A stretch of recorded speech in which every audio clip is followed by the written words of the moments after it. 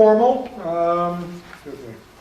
I don't bite, and well, Wayne's pretty quiet usually. Well, in my career, all the agency heads, you see, I was chief budget examiner there for 20 years down there. All my clients come in, they used to bite.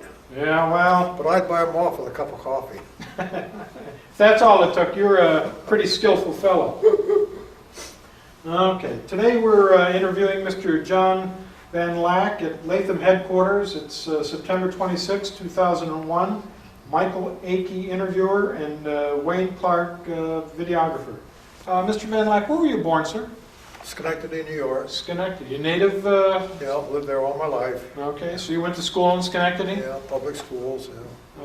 Let's see, when did you graduate from Schenectady High? 1934. 1934. Graduated from Union College in 1938. Oh, what was Union College like back then?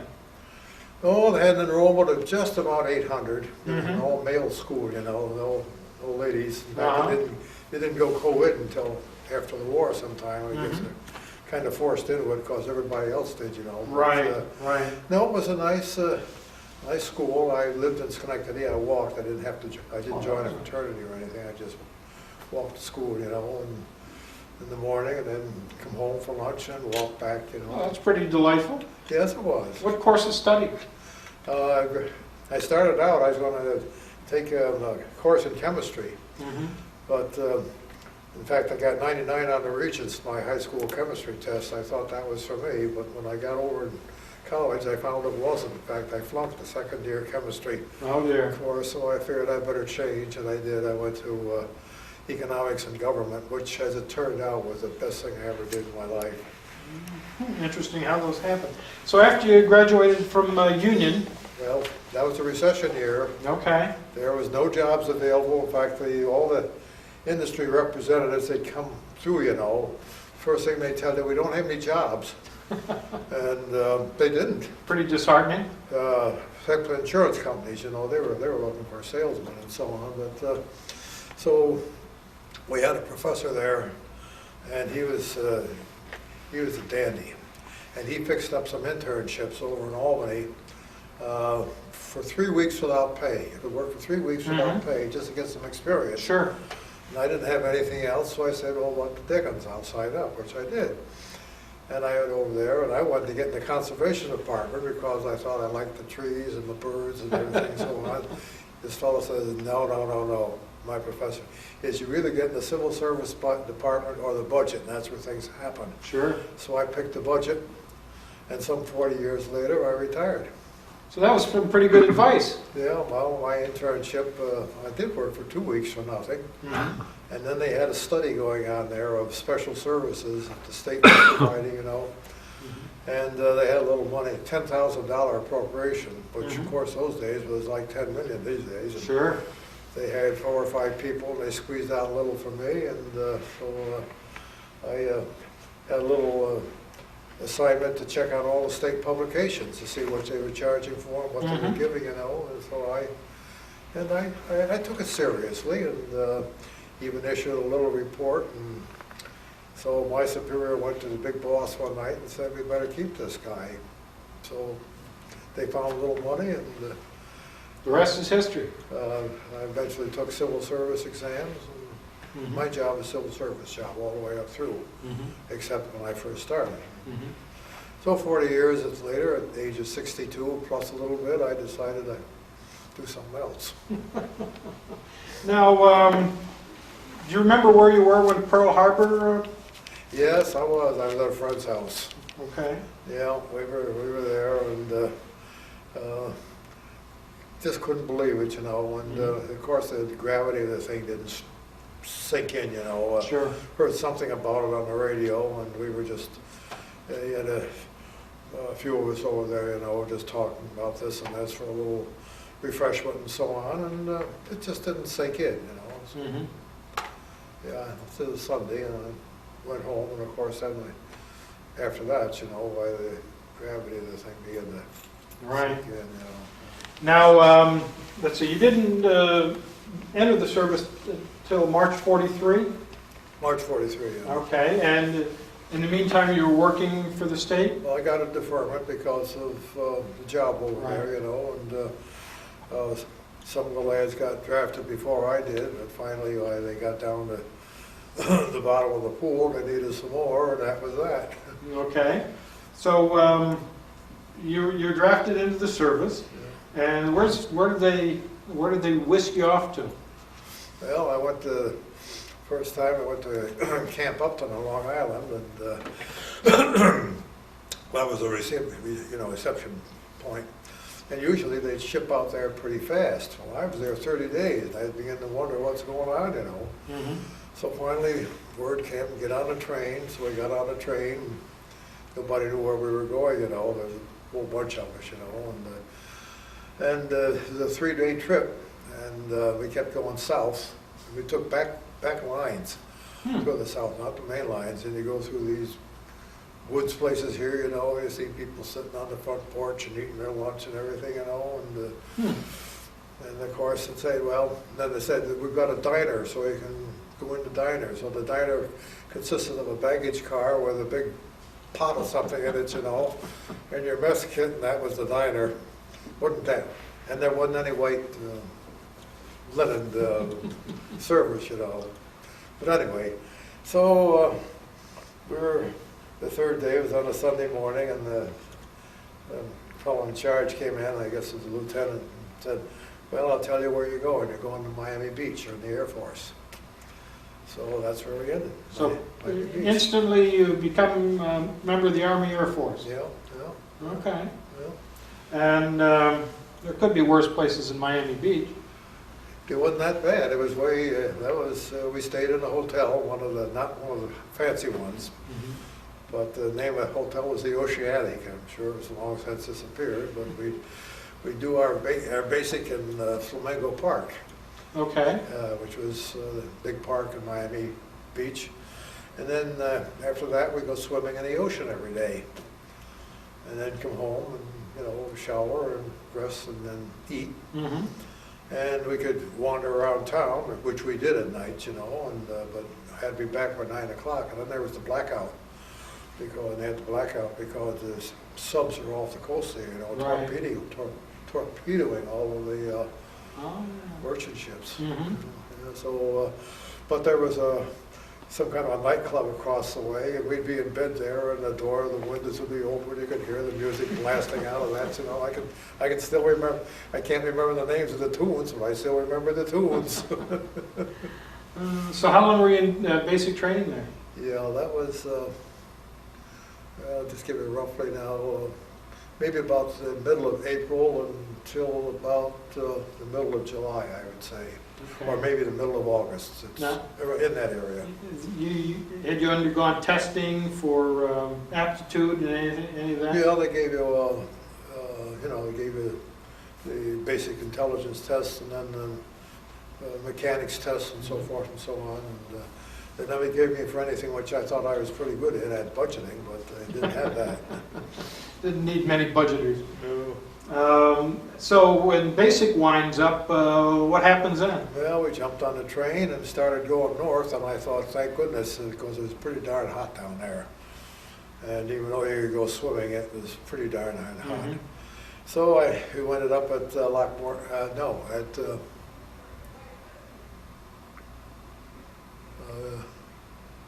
Chanute Field, Illinois. Oh. And that's where we took our weather training. And it was not far from Rantoul, Illinois. Now, at what point did you realize what you were going to do? Not until we got there. Okay, they had already figured out what you were going to do. Oh yeah, they do that. They figure a lot of things they don't tell you until the last minute. So you show up in Illinois and they said you're in weather school. Okay. So that took, I'm guessing now, 10, 12 weeks, something like that. I went to school every day and did a little more basic training, you know, just to keep us in shape. Mm-hmm. And then had a furlough for upwards of a week, I think, maybe not quite that, and I went home. Mm-hmm. And no, wait a minute, no, we didn't have the furlough then. We got on the train, we went to Lockbourne Army Air Base in Columbus, Ohio. Then I got the furlough and I went home. Now, how big was this group that you were in? How big was the group that you were in that came up in Florida? Oh, filled a pretty good train. Okay. And I can't tell you the size because I don't know. Well, I'll guess several hundred. Oh, really? That big? I'll guess. Now, many of them have a college education like yourself, or? I have no way of knowing. No. No, Okay. I don't know.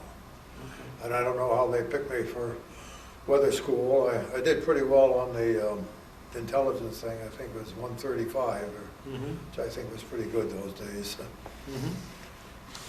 Okay, so you decide, you went home for furlough. Went home for furlough and came back and stayed there at Lockbourne, and that was where they put our skills to test, you know, plotting weather maps and so on. And it was a little interim thing between your formal training and give you a chance to test it. And, that was a B-17 training field. Okay. And everything was all right. I can remember one tragic incident, though, one morning. They said, get down to the field and see what's happening. And B-17, all blown to bits. The engines were still working on the wings. And the story was that, of course, they had pressurized systems, you know, and so on. The story was somebody made a mistake, and instead of putting oxygen in, they put hydrogen in. And the first spark on the way, this B-17 went to little pieces. Oh dear. I think it killed 3 or 4 guys. You know. So having you go down to see it was sort of an object lesson in being careful? Yeah, I guess it was. Yeah. You know. And we changed shifts. You know, most took the day shift, the graveyard shift, and the swing shift, and so on. So what exactly did you do? When Well, weather observer, you do 2 things. Okay. In weather, there'd be 2 classes there, the weather observers and the forecasters.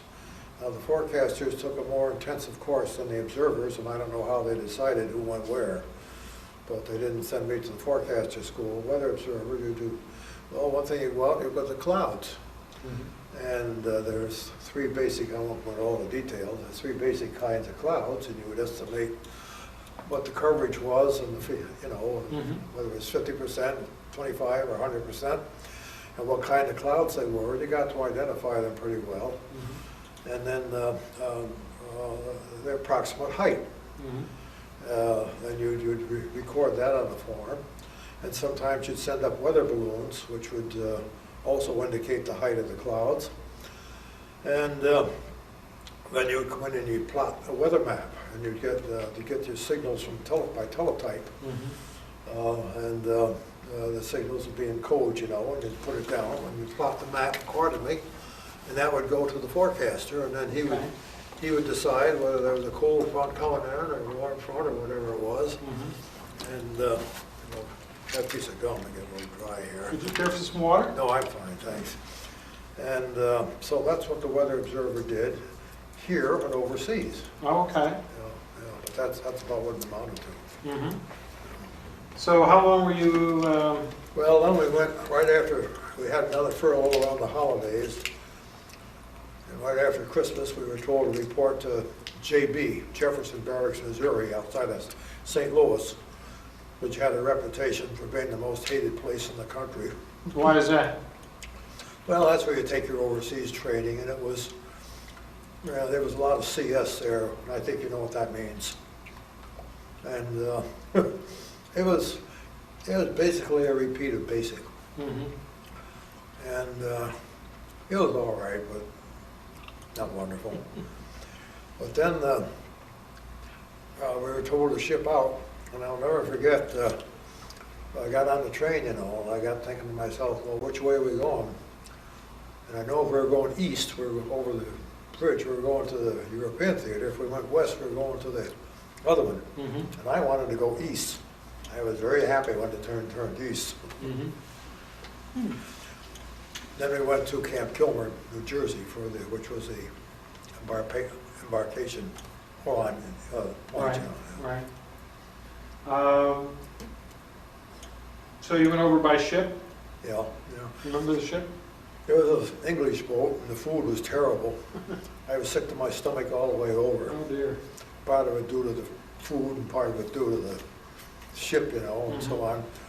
We slept in bunks swung from, and we were in a convoy, and I think one of our ships was sunk by a sub. I can't verify that, but I think it was. But of course, being in the middle of the convoy, all kinds of things would happen. We didn't know what was going on. Right. So where did you land? Cardiff, Wales. Oh. So we landed in Cardiff and then took a 2 or 3 day train journey and went down into to our holding field, so to speak, in the southern part of England. And it wasn't far from Southampton, but it was quite near Bournemouth, which was a big resort place, you know. Of course, it wasn't then. But and we lived in kind of wooden barracks. They weren't very fancy, you know. But that was the holding point primarily. I don't think we didn't do any weathering there. We just sweated it out. Was this a replacement center or just a? No, it was a place to. See, I was with the 9th Air Force. Oh, you were already assigned to the 9th Air Force? Oh, yeah. Okay. I guess I was. Although I don't remember what they had at the field there. I just don't remember. Okay. But we were just waiting to be assigned to the 9th Air Force. What did you think of England? Pardon me? What did you think of England?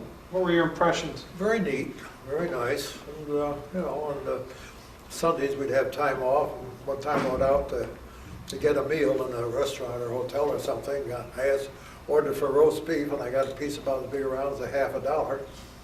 Well, I understood, you know. And of course, there was no milk or ice cream or anything like that. That was, and the food wasn't magnificent, powdered eggs and things, but, you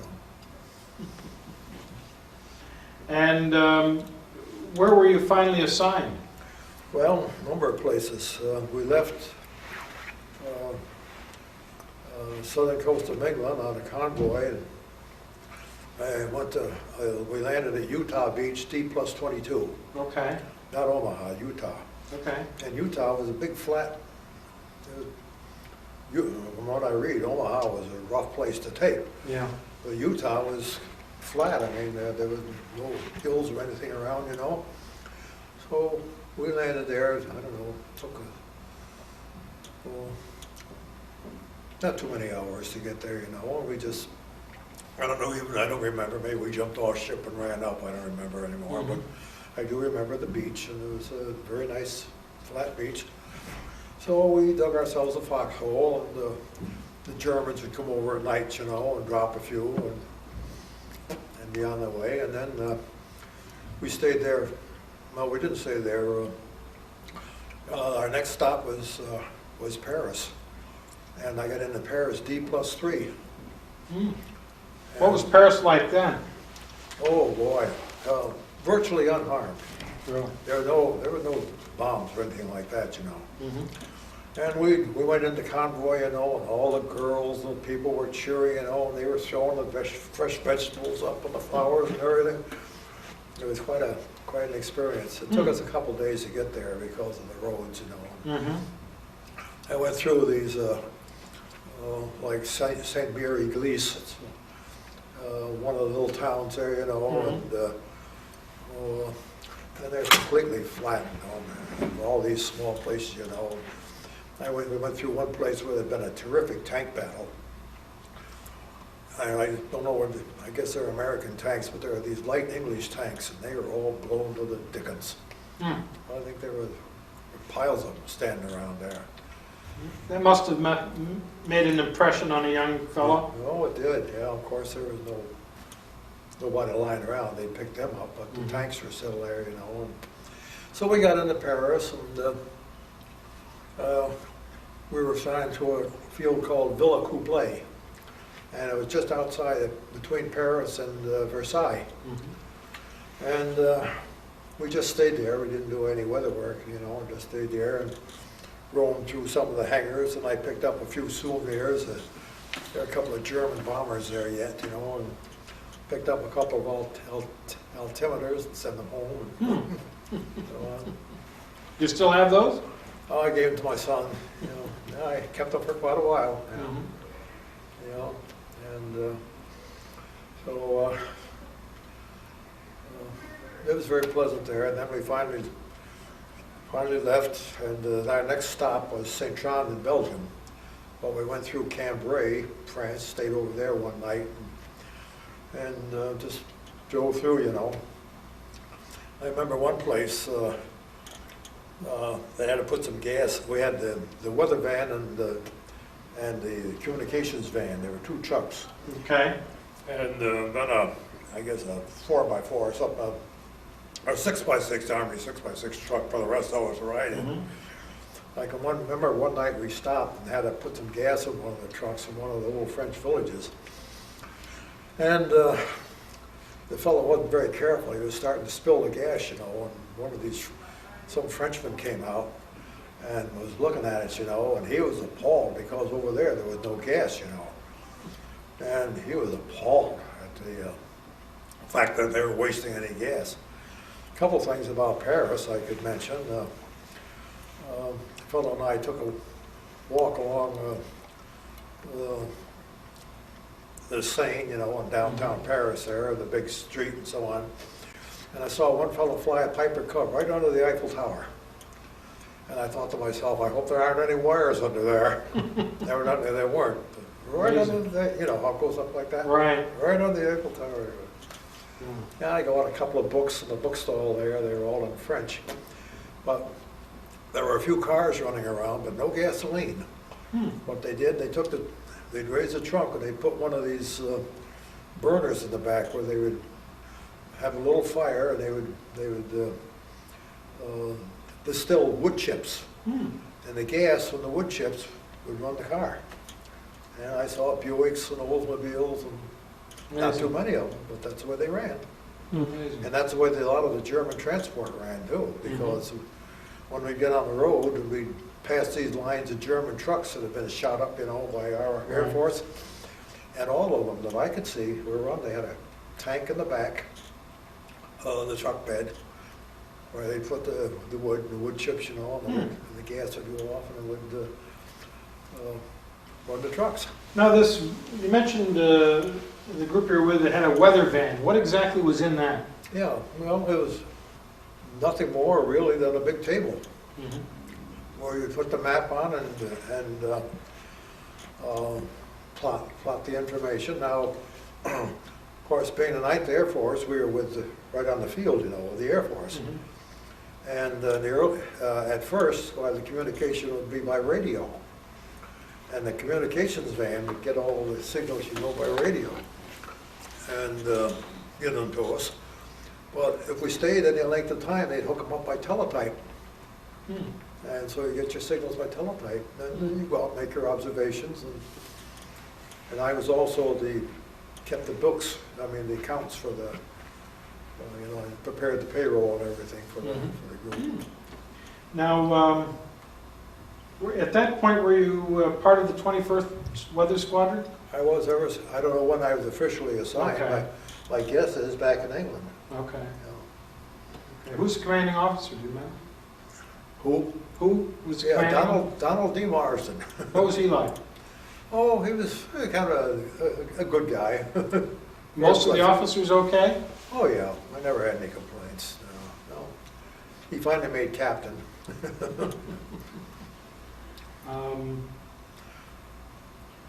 So you're in Belgium. Well, in a little town called St. Trond, about 20 miles from Liège. And my hobby is music. I got something to show you when we're through here. But anyway, there was a seminary in town. They had a pipe organ. So I somehow got friendly with some of the people down there, you know. And so I get down there and play the pipe organ. And the postal group had their place in town, not the field where we were, just outside of town. And I'd walk in there, but I'd stay overnight with them sometimes, and then walk back, you know, and so on. And so I enjoyed my stay there. I got to be friendly with some of the people. I can remember one time they were working on one of the P-47s, and something went wrong with with the tripper on the machine guns, and they all started the fire. Everybody took a dive fast because they didn't know where they were going to go. Mhm. Goodness. So you're there in, let's see, is this before the Ardennes? We was there during the Ardennes. During the Ardennes. Yeah. All right. When that began, so was that December 16th? Well, of course, we didn't know too much about it. Okay. The only thing was that we finally found out about it, but there was a dense fog. The fog like you would never believe, and none of our planes could get off. Right. And of course, the Germans were able to advance under those circumstances. And I can remember one night going out, and there was this big Lancaster bomber came down. He landed, but I guess he had a couple of pretty badly shot up guys on it. That was an English bomber, Mhm. Our group was P-47, Thunderbolts. And so I can remember that. And then on New Year's Day, it finally cleared. Then the Germans sought out and they shoot up some of our airfields. And one or two came over and did that. But then he went up, I guess he exhausted his ammunition or something, and went up. And I was outside, right over my head, I could look up. One of our ACAC got one of his belly tanks. And then started to burn, Mhm. So he figured he'd better get out, which he did, jumped with his parachute right over my head, practically. Of course, he drifted a little bit, with the chute. You never saw such a collection of guys with Tommy guns and carbines and everything run down after him. Well, they just took him in tow, Hmm. But that was on New Year's Day. I can Mhm. remember up there and seeing him. Amazing. Now, the weather information that you gathered, who did that go to? What group? Was it this Well, that fighter would- group? That would be on the weather map, and then we had a forecaster with us, and he would communicate that to headquarters, saying that this, you see, your weather, you have to get reports from a lot of places Right. to get a handle on what the weather is going to be, not just one place. Mhm. And it might be cloudy here and sunshiny over there, but if the cloud's going to go this way, in a few hours you're going to have clouds. Mhm. So he would call it in, and I don't know where. Okay. But some places would be all coordinated, And of course, our field would receive it too.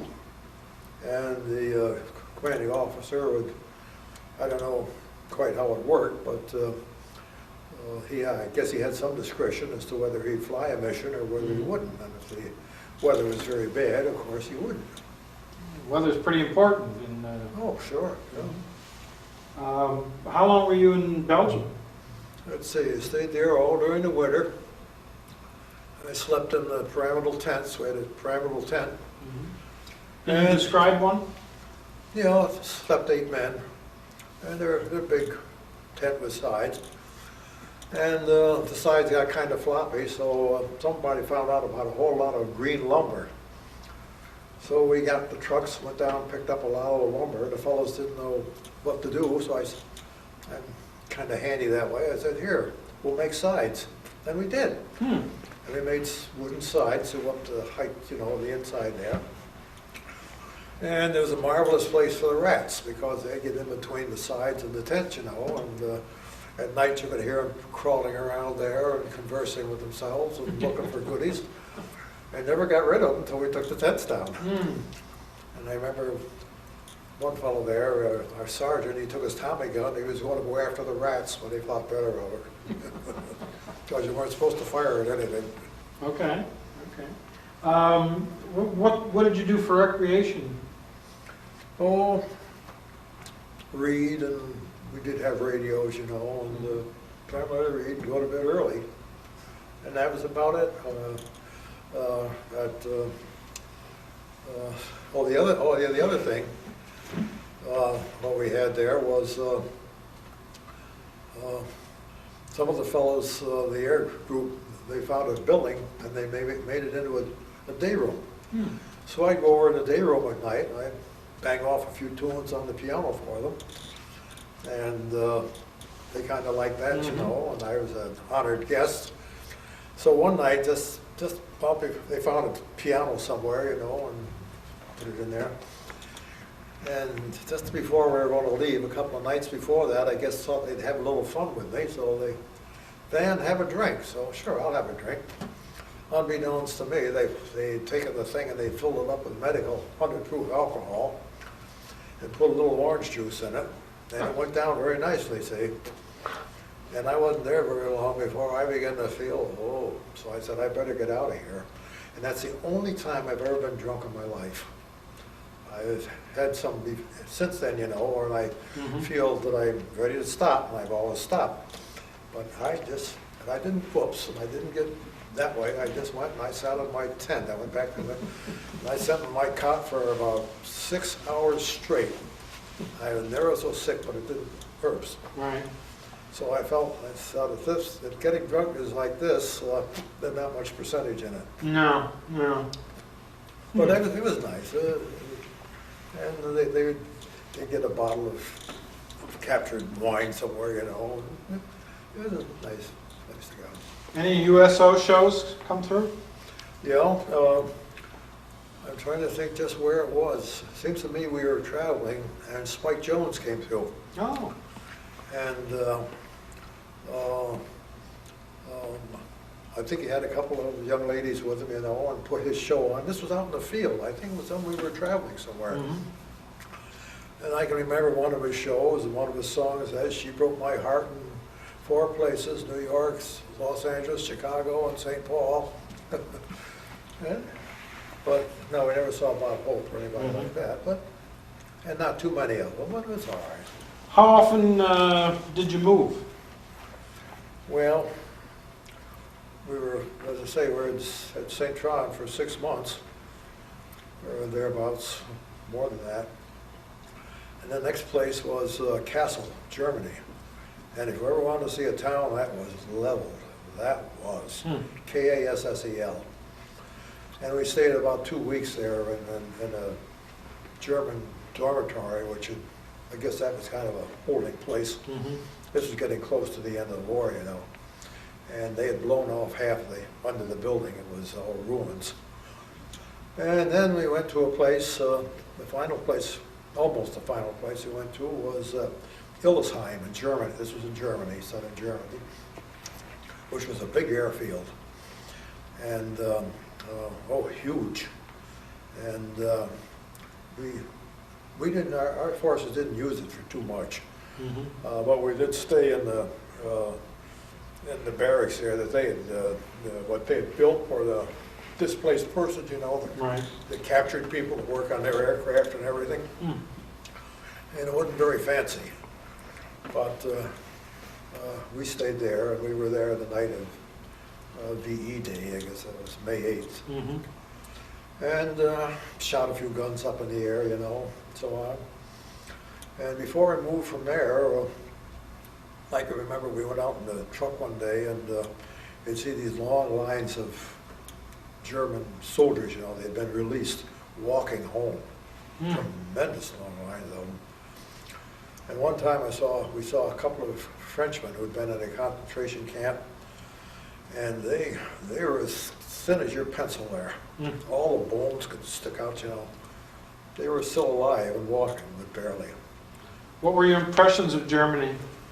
Oh, you can't tell the difference between one country from the other physically, you know. I mean, you just cross the line, and one looks just like the other. It looks, where we were, it looks just like the Mohawk Valley out here. There's some nice hills, you know, and so on. Did you have any interaction with German civilians? Just a little bit. When we were at Illesheim, as I say, I asked the chaplain, we had a very nice chap there, I don't remember his name anymore, he was a Protestant chaplain, but he served everybody, you know, but he was very nice. And he learned of my interest. He says, there's a church downtown. I'll fix it up so I can get down and play the organ. So, okay, so I went down, and I went alone, and he said, rap on the door, and the lady will come to next door, the house, and she'll open it up for you. So I did, and this very severe-looking lady came out and looked at me, and I assume it was the pastor's wife. He probably was a chaplain with the army. He might not even have been alive anymore. So she gave me a key about that long. And I went in the church, and they had a lovely, beautiful little pipe organ there. Oh, the gorgeous, not too big, but a gorgeous organ, built in Berlin. So I played it, for a while. Then one of the pipes didn't work quite right, so I said, I'll go up, and they had front pipes in the front, I'll go up and see what I can do.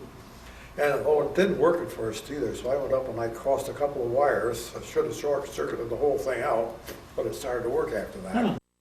But I went up to see the pipe here, and it was kind of wobbling, so I said, I'll put it back in the place here. It was tied to this high ceiling, big one. Well, didn't it get away from me? And it didn't fall down, but the solder separated a little bit, and it wasn't quite the way it should be. I said, gee, boy, this isn't very good. So I patched it up, and never guess what I patched it up with? Chewing gum. And maybe still there as far as I know. I doubt it, but it worked fine.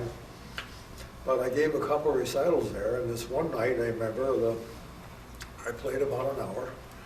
And the church was pretty full, it had officers in, and it had quite a number of displaced persons in too. And I'll never forget this gorgeous blonde sat in the front row. And boy, she was gorgeous too.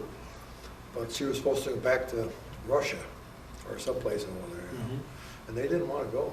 They wanted to stay with the Americans. But a lot of them were forcibly repatriated. They didn't like that. I don't know about her, because I never got to see her and meet with her, and I probably couldn't have spoken a language anyway. But I had a thoroughly good time playing the organ that night. I had a good turnout too.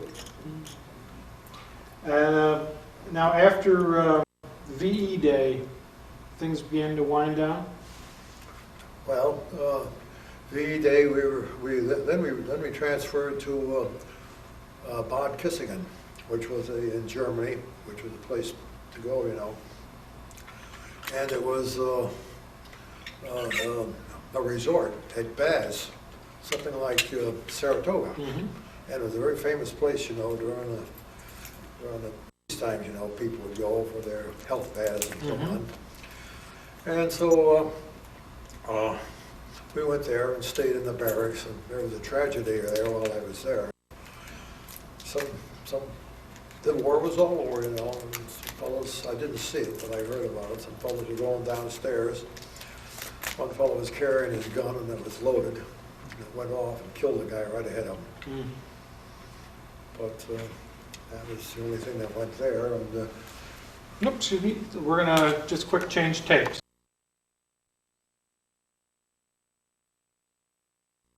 so I can remember went to the movies down in town. You had to carry your gun, so you're carrying your gun, a crowded movie, little small movie theater, and everybody's clanking around with their pieces, But no incidents, everything went all right.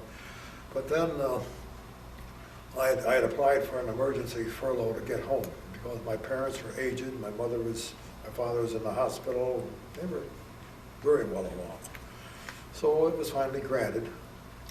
So they drove us down to Schweinfurt, and I got on a DC-3,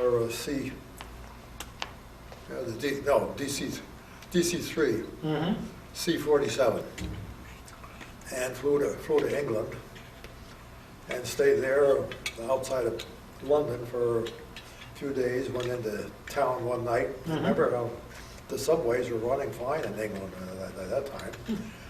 A couple of fellows.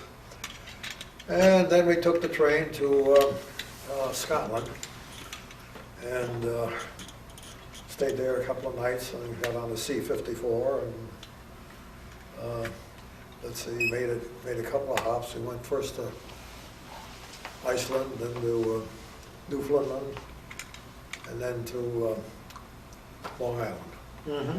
And then from there I went to Camp Dix, where I stayed. And of course, you couldn't get discharged right away, depending upon the number of points, you see. Right. So I had to sweat that out. But then they said, well, you'll get discharged. So I went down to Greensboro, North Carolina. Stayed there a few weeks. Toured a cigarette factory, factory. See how they made cigarettes, although I never smoked. And in fact, they sent me home for a couple of days down there because they had nothing to do for us. Right.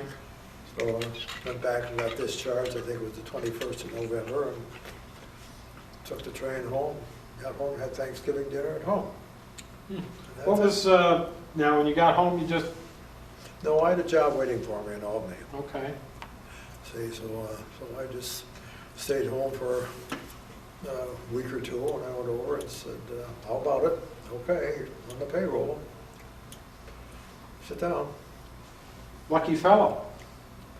Well, some of the folks that had been there had been promoted, you know, they'd been my colleagues, they'd been promoted while I was in the Army, you know, and so I complained a little about that, but things worked out fine. Things came along, promotional exams came along, and I studied my head off, you know, to make up for lost time. And so I stayed there for the rest of my career. Now, was there any homecoming when you got out, or you just No. you just got off the train This and went went to the home? railroad station. My father picked me up in a 1939 Pontiac. You know, good car, incidentally. Mm-hmm. Don't build them like that anymore. That's true. Maybe they don't want to, but maybe you wouldn't want one, but good car just the same. Mm-hmm. So you worked with the state for 40 years, You know. and then you had another career? Pardon me? Did you have another career after that, or you just retired? Oh, I retired in '79, and I've been busy. I got on a lot of the boards and commissions, and I was chairman of the Town and Rescue Unit Planning and Zoning Commission. Oh, I was chairman of the County Civil Service Commission, and I served on the United Way and did a lot of other things. My hobby is pipe organs. Here's one in my house. oh my goodness. That console came out of the Cathedral of All Saints in Albany. Oh, really? Yeah. But I built a couple in churches at no cost to them except for parts. Uh-huh. No cost of anything, charge or anything for labor. And rehabilitated some more, and Wow. How many keys is this? How many keys? well, there's 4 manuals. So take 61 and multiply it times 4. I'm not able to do that. I don't do math. That's in my living. That incidentally is the largest residential pipe organ now in the Capital District. There was a large one in Albany, but I understand that that's being removed. Gosh. How much room do the pipes take up? Oh, they're in the cellar and in the living room. Did you see? Yes. Yeah, pipes all over the place. Yeah, there's 2 grand pianos there and a harpsichord. You're a busy fellow. We've had a lot of parties out there, you know, and so Mhm. on. And I've been with, I said, the United Way, the Human Services Planning Council, and you name it. Now, I'm still doing it. good for you. How would you characterize your military experience? Is there any way you could sum it up? Well, I was glad to be there because even though my parents had lost, I had a brother in World War I. He never went overseas, but he got the flu in the service and eventually died from it with the help of cigarettes, unfortunately. So I would have been disappointed if I'd been turned down and was 4F or something. But on the other hand, my parents had lost a number of children, and I was the only one left, you know. They were elderly, and I felt I ought to stay with them as long as they could. Otherwise, they probably would have gone out and enlisted before that. If I'd enlisted early enough, I probably would have ended up in Air Force Finance as a captain or something, because that's what everybody wanted to be. They wanted to be an Air Force Finance, you know. But since I get in so late, those spots were all taken. But I had some good times there, and I never had any terrifying experiences except when we were in the foxhole on the beachhead there, and you know, they'd start dropping bombs around us. You'd hope they wouldn't drop one on your head. But I was never under fire except What? except in Belgium, where we were on Buzz Bomb Alley. Oh, really? And you can see the buzz bombs going over every night, you know. And one time we were scared. It was foggy, and we could hear this. We couldn't see anything. We could hear this buzz bomb coming down, and coming down and getting closer and closer. And of course, they went anywhere they went. They were not piloted, so we didn't know whether they were going to land on our tent or not. But we were kind of relieved when we heard it go off somewhere else. But you'd see them buzz bomb alley. They sounded like old poor outboard engines. Really? That's what they sounded like. Yeah. Huh. And they go overhead, and then they had at the coast, why they put up this hard anti-aircraft battery to try to shoot them down. Most of them they wouldn't, they'd miss. Yeah. But every once in a while they'd hit one, you know. What rank did you get to? All I got was corporal. Corporal? Because that was all right, that didn't bother me. Because it was not that you were commanding a lot of people, it was a specialty, see. Kind Right. So it was a good unit you were with, good group of guys? Oh, yeah, some from Albany, a couple from Albany, and various places. No, we got along all right. One fellow got himself in trouble, though. He got unloading the cigarettes out of K rations and going and selling them. And you go in the parish, you know, we weren't there too long, but you go in there and the little kids would say, "Cigarette for Papa." And of course, Papa never saw the cigarettes. You know, you give them to them, then they go out and sell them, you know, because they were a favorite black market item. Interesting. Well, I'd like to thank you very much, sir. Well, I hope that it helped some. Oh, absolutely. It, each piece contributes to the whole. Sure. And this is an area that we just never had anybody talk about. Well, I thought it might be a little bit different. Yes. Because there weren't too many people in the service that did that, you know. Right. So I'm glad Rather you said interesting. what I could, and you had the written record too that I left with you.